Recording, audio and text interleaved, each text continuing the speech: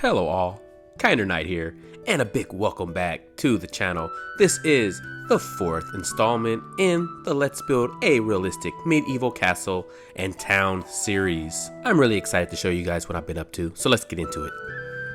Here's the plot where we'll be developing in today's episode, and if you haven't heard, I will be building the town's Tavern and Inn, a much needed addition to our rustic 14th century town. And now to note, that the Tavern and Inn will be a very modest and simple rest stop.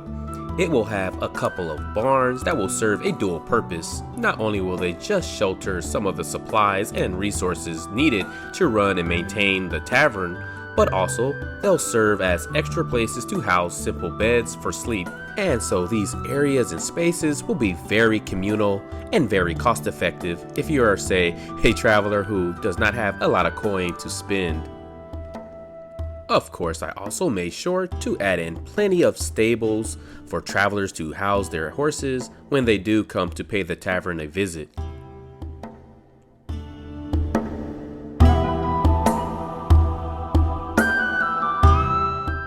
And now, the main building here, the Flowing Foam Tavern and Inn, is divided into multiple sections: guest accommodations, the indoor tavern and kitchen and eating area, an extra bonus layover space with a cellar, and the tavern's owner's own personal apartment accommodations. The Flowing Foam Tavern is a very beloved establishment within the town of Dobek, with very frequent patronage from the townspeople, and quite often from merchants and travelers making their way through the town who would stop off at the tavern for a cold drink and a hot meal and a decent place to sleep.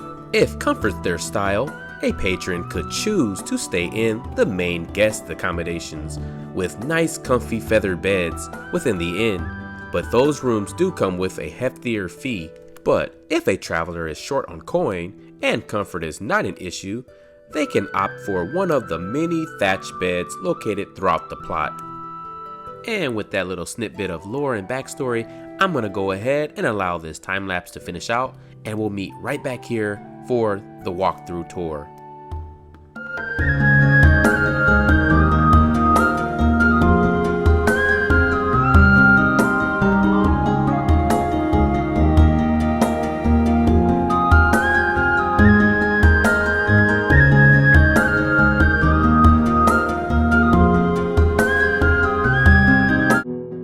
Alright guys, we're back, and now it's time for the fun part, at least for me it is. So we're gonna go ahead and start the walkthrough tour, and I'm gonna try to show you guys as much of the little details as I can. There are a lot of them, so it's gonna be easy to miss some of them, but we're gonna do our best to show you guys as much as possible. So over here, just for character's sake and just to add a little bit of naturalness to the build, we added in a lot of plants, and we have some barrels and old wagon wheel there, and then of course we have some wood stored, and that's a ongoing theme around this whole build. Is just lots of wood. Again, medieval times they would need wood for fire would be very important, obviously, so I made sure to add plenty of wood around this build. But moving on, we'll go ahead and head up the road here, and then we'll just take a second to just look at this. I think it came out really good. I'm really loving the feel of this. It really does feel rural. It really feels like a town that's really starting to come together now. Under here we have a wagon being stored and some barrels. Lots of little details. As you can see, lots of chicken blocks around. Again, I mentioned it before, but those are assets of the Victory mod. Loving it. I really love that. And then stepping into our first kind of barn, we come into this space. We have a lot of hay for feeding the animals, and maybe some animals sleeping here as well. And again, we have our simple thatch beds here on the ground that you could purchase if you need somewhere to crash for the night if you're in town.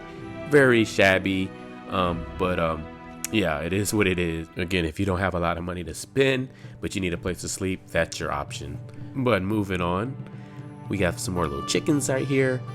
And then stepping into the barn, we just have a lot of details. Of course, we have this pile of hay, maybe mixed with some manure, which is why those flies are like that. And we do have some barrels of beer right here stored for our tavern. Looks really cool.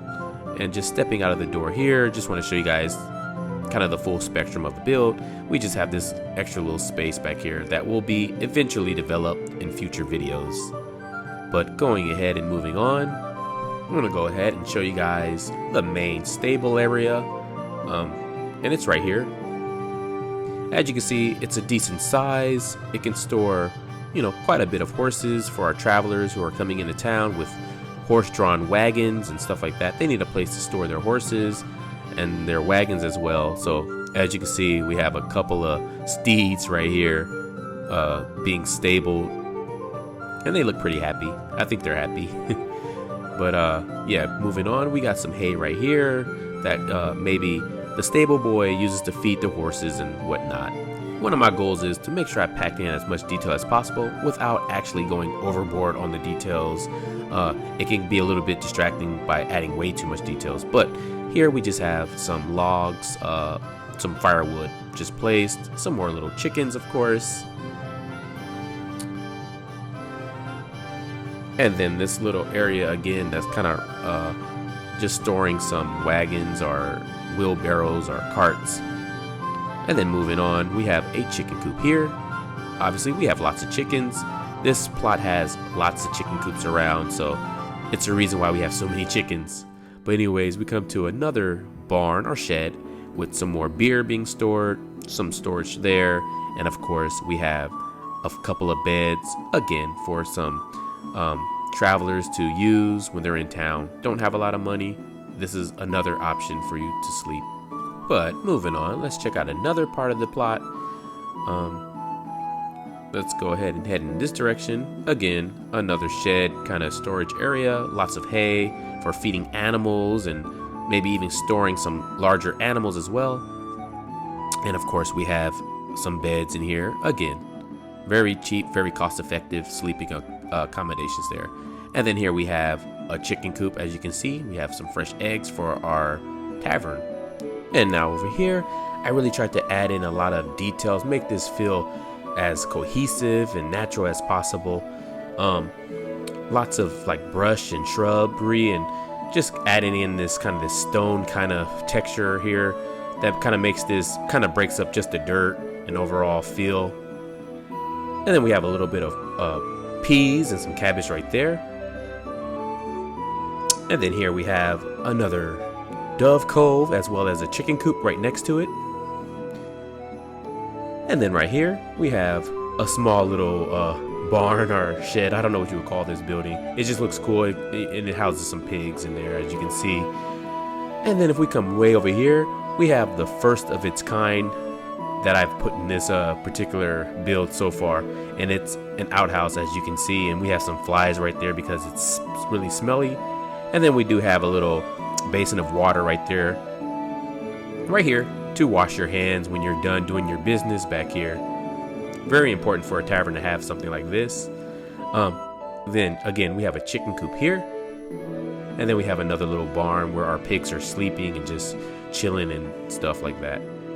And then over here we just have some more cabbage and some peas for our tavern. Very important because they probably use it in their stews and soups. And then I'm kind of proud of this scarecrow design right here. It looks really cool, I think. There is a scarecrow block that you can just place, but I just want to make my own.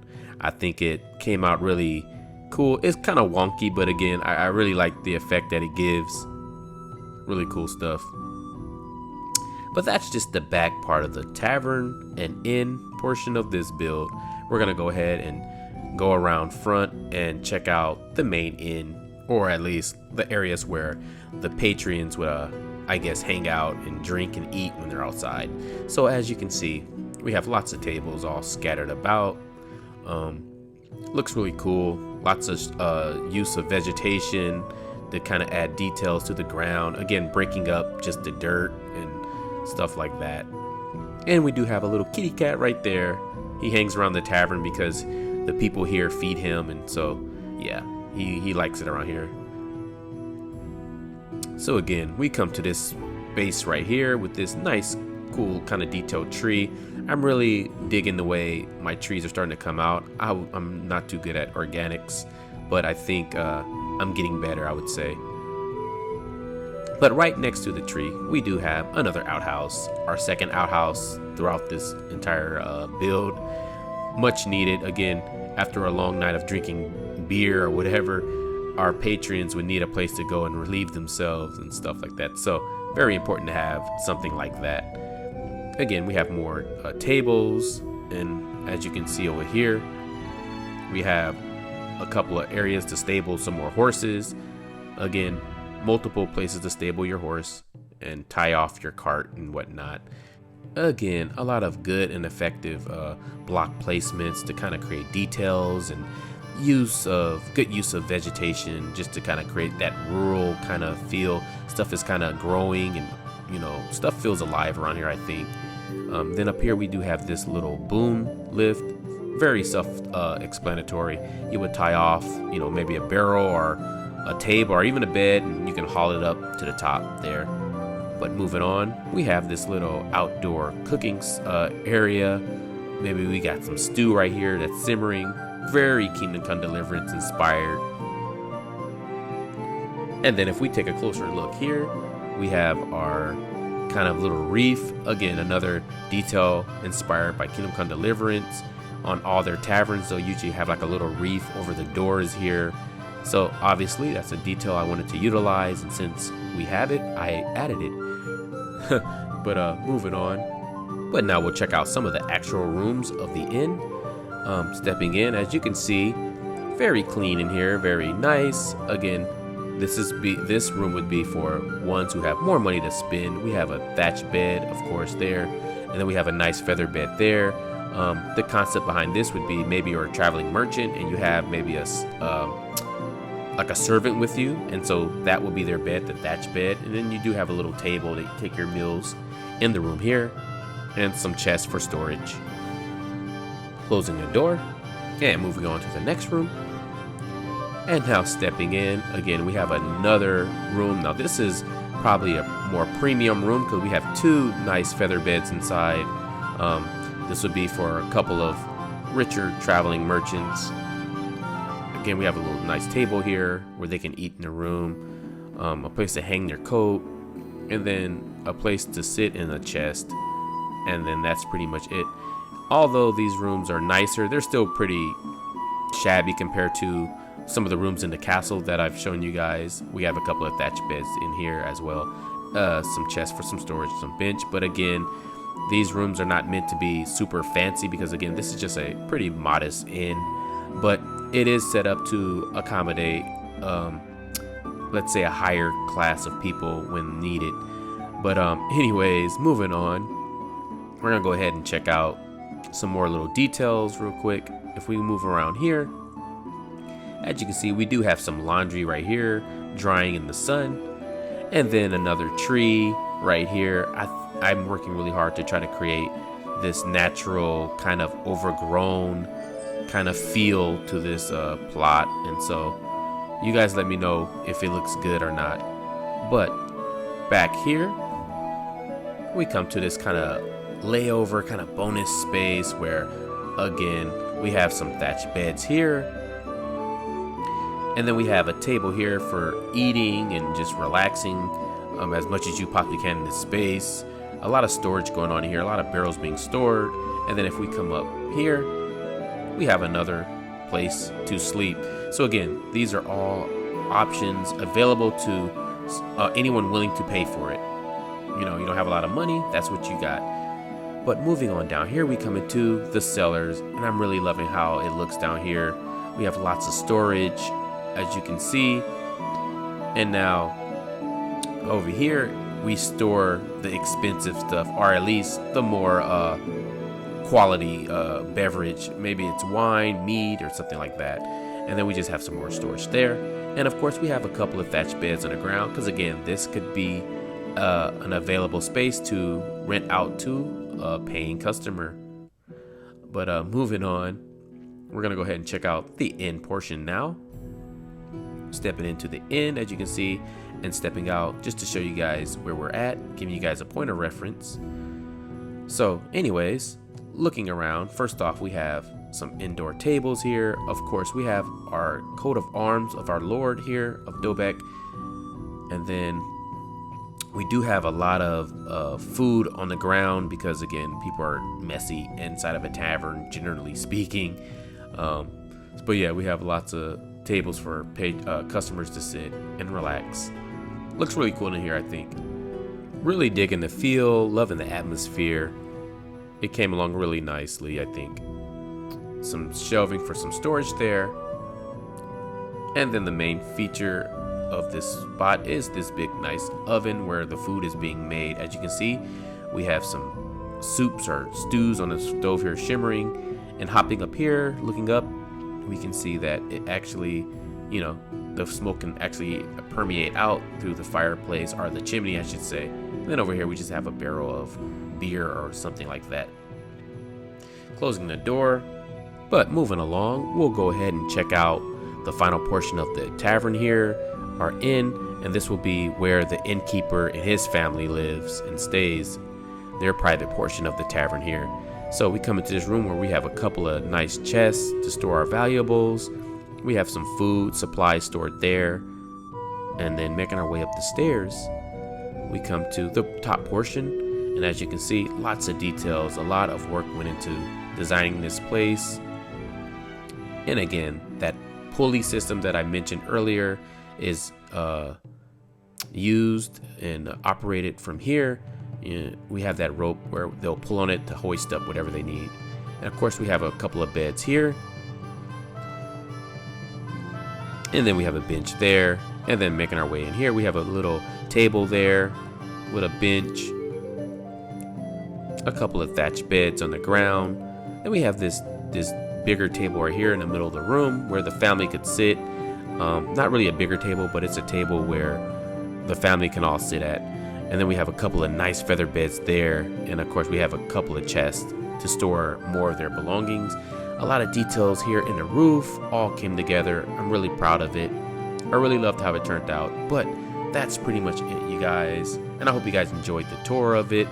Sorry if it did seem a little bit rushed, but I do want to generally get these videos out. I don't want to spend too much time over analyzing anything and explaining. But to wrap it all up, I'm going to end with a fly around of the plot just to give you guys some more perspective of the whole build and maybe catch some details that I may have missed. But if you guys enjoyed the video, please consider liking and subscribing to the channel if you haven't already.